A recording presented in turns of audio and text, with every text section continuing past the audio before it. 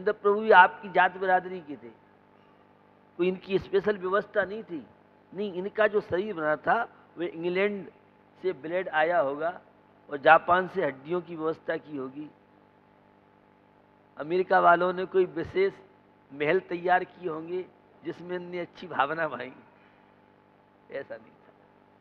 पुरुषार्थ किया, तब त्याग की साधना की। इनका जब पास्ट देखते हैं तो लगता है कितने अच्छे अच्छे कार्य किए। सदाचरण, अच्छा आचरण, यह अपने आप की सेवा है। खान पीन में सावधानी अपने आप की सेवा है। क्रोध की हिम्मत नहीं है जो हमें प्रभावित कर सके। है आपके पास इतनी हिम्मत? अरे क्रोध तो आती है, क्यों आता है क्रोध? जब बुलाओगे तब आएगा, बिना बुलाए कोई नहीं आता आज के जमाने में। और बुलाओ 50 बार फोन करो तो भी नहीं आता है। तो क्रोध आता है, इसका मतलब ये है तुमने सैकड़ों बार बुलाया इसलिए क्रोध आया है। बिना बुलाए कोई मेहमान नहीं आएगा। क्रोध भी एक मेहमान है, जो उसकी तुम पूछताछ नहीं करोगे तो क्रोध आएगा ही नहीं, और तुम क्रोध की आरती उतारोगे तो क्रोध आएगा। अहंकार क्यों आएगा? हमारा तो मार्दव स्वभाव है, हम तो झुकना जानते हैं। और प्रकृति आपको बताती है दांत तो कठोर होते हैं और जिह्वा मुलायम होती है। ये जिह्वा कहती है समय सार बन जाओ। कुंद कुंद स्वामी का समय सार नहीं, कुंद कुंद स्वामी की तरह नरम बनो। ईगो को गो करेगा वो तो धर्मात्मा है, और ईगो की अहंकार की आरती उतारेगा वह धर्मात्मा पापी है। छल कपट धोखाधड़ी, इससे अपने आप को बचा लेना ये बहुत बड़ी अपने आप की सेवा है। कम से कम ग्रस्त जीवन में अनंतानुबंधी मायाचारी से बच सकते हैं। कपटन कीजिए को एक भैया मेरे, कपटन कीजिए को चोरन के पुर ना बसे, और सरल स्वभावी हो एक भैया मेरे, सरल स्वभावी हो, ताकि घर बहु संपदा। छल कपट धोखाधड़ी करने वाला लग्जरी गाड़ी में घूम सकता है, फ्लैट और बंगले बना सकता है, पर द्रव्य इकट्ठा कर सकता है, लेकिन शांति उसके जीवन में हो ये कोई अनिवार्य नहीं। और एक गरीब है, सामान्य व्यक्ति है, संतोष है, शांति है उसे, जो मिल रहा है उसे। तो छल कपट धोखाधड़ी विश्वासघात जो जितना करेगा वह उतना ज्यादा तनावों का शिकार होगा, और जितना सरल होगा अद्भुत शांति का अनुभव वो करेगा। इतने सीधे सरल मत बनो जो आज तुम्हें ठग ले जाए। होशियार बनो, हम दूसरों से ठगाए नहीं जाएंगे और न दूसरों को ठगेंगे। देखिए आपको आनंद, जितना जीवन सरल सहज होगा अद्भुत शांति होगी। आप विश्वास करेंगे, क्योंकि आप तो छल कपट धोखाधड़ी में ही अनंत काल से जीवन किया है, सरलता का आनंद है। तो बंधुओं, समय समय पर जो भी हमारे संबंधी हैं, मित्र हैं, अपने हैं, इनसे संपर्क रखिए, मिलते रहिए, वरना कहीं ऐसा न हो कि अपनों को हमारे अपने होने का याद ही नहीं रहे। पहले रिश्तेदारी चलती थी, मामा भांजा, मौसा मौसी, चाचा ताऊ ताई, अब किसी से मतलब नहीं है। सारे बैरागी बैरागी मिलेंगे, बस एक इंटरनेट, मोबाइल और एक बुलेट मिल जाए, बस यही मम्मी पापा है, यही जिंदगी है आज की युवा पीढ़ी। इस मोबाइल ने सब संबंध में खटास ला, टाइम ही नहीं किसी के पास, बस हलो हलो कर दिया। अब सब काम ऑनलाइन हो गए हैं, अब संबंध भी ऑनलाइन हो रहे हैं। भैया जब किसी से मिलते हो, सुख दुख की बात करते हो, अपनापन बनता है। आज मैं हमेशा कहता हूं इस बात को, आज स्थिति यह है कि पति और पत्नी जो एक दूसरे जिनके साथी थे, इनमें भी 36 का आंकड़ा हो गया। ये तलाक जैसी बीमारी, पति परेशान पत्नी से है और पत्नी परेशान पति से है। ये सब क्यों हो रहा है? समर्पण का भाव, विलासिता का प्रभाव। दिन भर व्हाट्सएप पे रहेंगे आप, फेसबुक पे रहेंगे आप, इंटरनेट में, टीवी आदि में लगे रहेंगे, तो किसी पास टाइम ही नहीं मिलने का। भैया परस्पर में मिलना जुलना और व्यक्ति कह करके हल्का हो जाता है। अब किसी से बात ही नहीं हो पाती है, सब अंदर अंदर इतने भर जाते हैं कि विस्फोट होता है और वह फिर क्या रूप लेता है आप सब अच्छी तरह से जानते हैं। हमें यह जीवन मिला है, जीवन का आनंद लीजिए और स्थितिकरण अंग परिवार में, समाज में, देश में अच्छे कार्यों के प्रति लोगों को उत्साहित कीजिए और स्वयं ही अच्छे कार्यों में लगिए। एक जीवन का प्रसंग आपको सुनाऊं। एक पेशनहारी जो आटा पीस पीस करके अपने जीवन का निर्वाह, यहां भी एक मंदिर है जबलपुर में, एक पेशनहारी की मड़िया के नाम से प्रसिद्ध है। बुढ़िया श्रमशील थी, प्रमादी नहीं थी। आज का व्यक्ति तो प्रमादी है, नौजवान को भी दीवार का सहारा चाहिए, कुर्सी पर सोफा सेट पे, आहा आनंद आ गया। जब कमर में दर्द होगा बेटा तब बात करेंगे तेरे से। जितना ज्यादा तुम सहारे से बैठोगे उतनी ज्यादा बीमारी होगी। रीढ़ की हड्डी हमेशा सीधी रहनी चाहिए अगर युवावस्था चाहते हो। ये बुढ़ापे का प्रतीक है, झुक के बैठ गए, आमाशय बेकार, पाचन तंत्र बेकार, कुर्सी पे बाबूजी। आहा, एक युवा था कल शाम को मेरे पास बैठा, वो कहता महाराज बिना सहारे के बैठा नहीं जाता है, जब भी बैठो लगता है सहारा चाहिए। हमने की हो गया 90 में आ गए, तो 91 में प्रवेश करने वाले हो। कमर के दर्द क्यों हो रहे हैं? ये सर्विसिंग क्यों हो रही है? ये पाचन तंत्र क्यों गड़बड़ हो रहा है? झुक के बैठते हो आप। जितनी गहरी श्वास आप अच्छी श्वास लेंगे उतने स्वस्थ रहेंगे। तो आप तो बिल्कुल स्थिति खराब आपकी होती जा रही है। हमेशा अटेंशन बैठना चाहिए, श्वास गहरी लेने का प्रयास करना चाहिए। ये सब स्वास्थ्य विभाग के प्रसंग आपको बता रहा हूं। खैर वह महिला थी, पुराना जमाना था, एक पैसे में बड़े बड़े काम हो जाते थे। आज के जमाने में सुनो, 1000 का नोट जेब में हो तो 5 स्टार में तो तुम्हें बाहर निकाल देगा, एक कप चाय में ही उठ जाओगे तुम। सस्ता जमाना था, पैसे की वैल्यू थी। वह रोज 2 आने पैसे कमा लेती। सस्ते जमाने में बड़ा महत्व 2 आने का। एक पहले करनी चलती थी, बहुत लोगों ने देखी हुई करनी। अब तो उन सब का कोई महत्व नहीं है, पैसे का ही महत्व नहीं है। लाखों करोड़ों की तो वैल्यू नहीं है। घोटाला हो तो कई अरबों में घोटाला हो तो उसकी वैल्यू होती है। ये आज की जीवन शैली की बात बता रहा।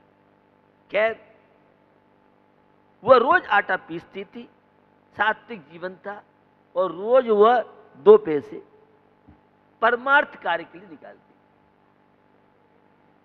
ये दान का बड़ा महत्व है, लेकिन दान में अहंकार नहीं होना चाहिए, और दान ईमानदारी की कमाई, उस दान का महत्व। बड़े बड़े दानों को महत्व नहीं हमारे यहाँ। एक गरीब सामान्य व्यक्ति वो 2 पैसे निकालता है, उस 2 पैसे के दान का जो महत्व है, लाखों करोड़ों का दान देने वाले का महत्व। दान देने से उदारता, दान देने से विल पावर, दान देने से समस्याएं जीवन चलती नहीं, लेकिन अपनी सामर्थ्य से अधिक नहीं देना चाहिए और सामर्थ्य को छुपाना नहीं चाहिए। उसने साहब इकट्ठा पैसा किया, 1000 रुपए उसके जुड़ गए। वो महिला भारतीय संस्कृति से परिचित थी, प्रभावित थी। हमारे यहां भी श्रावक के 6 आवश्यक कार्यों में दान क्रम का बड़ा महत्व है। उसने आगरा बॉम्बे रोड पर, आगरा और दिल्ली रोड पर उस पैसे से एक बहुत बड़ा कुआं बनाया। इस कुएं का पानी कितने लोग पिएंगे?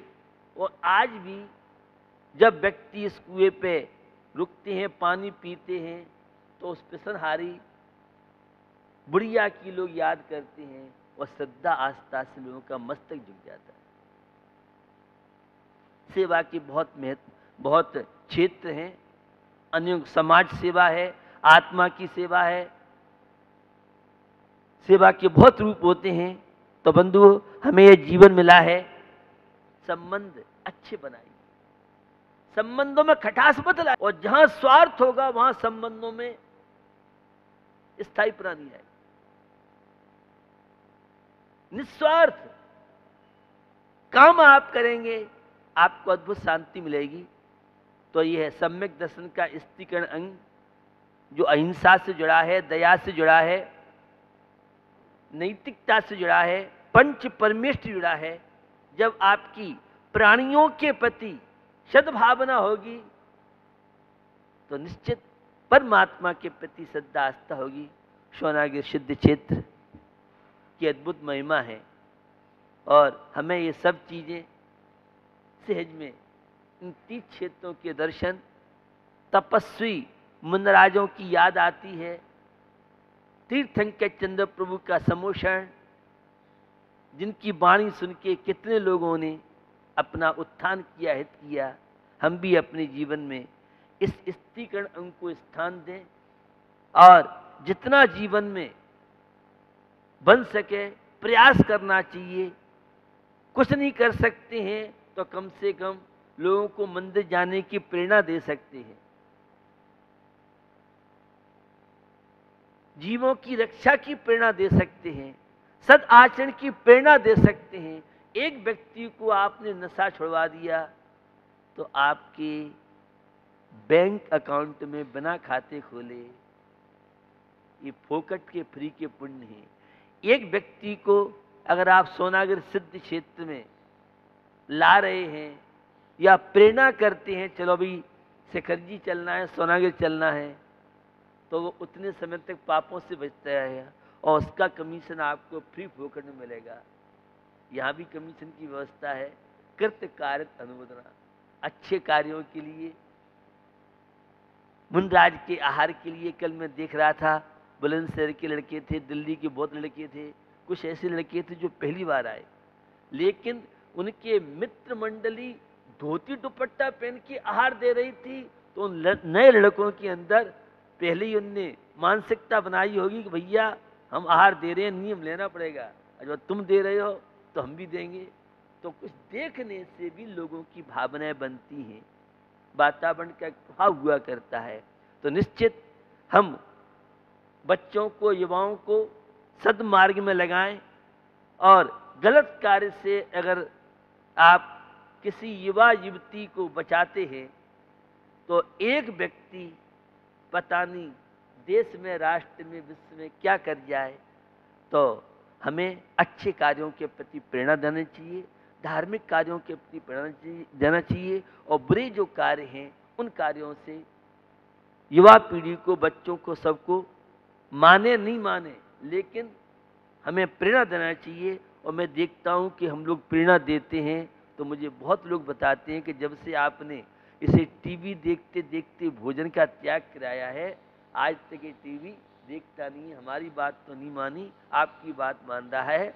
मंदिर नहीं जाता था और आपने प्रेरणा की। ऐसे पता नहीं कितने युवा युवती होंगे जो अपने आप को नास्तिकवादी मानते थे। निश्चित हम अच्छे कार्यों की प्रेरणा करें, आदर्श में स्वयं का जीवन बनाएं, अन्य का बनाएंगे तो जीवन में हमें शांति मिलेगी। अहिंसा विश्व धर्म। चरणानुयोग का यह ग्रंथ है। जैन दर्शन में 4 अनुयोग हैं। ये द्वादशांग जिनवाणी 4 अनुयोगों में विभक्त है। आपके बेड में 4 पाए होते हैं,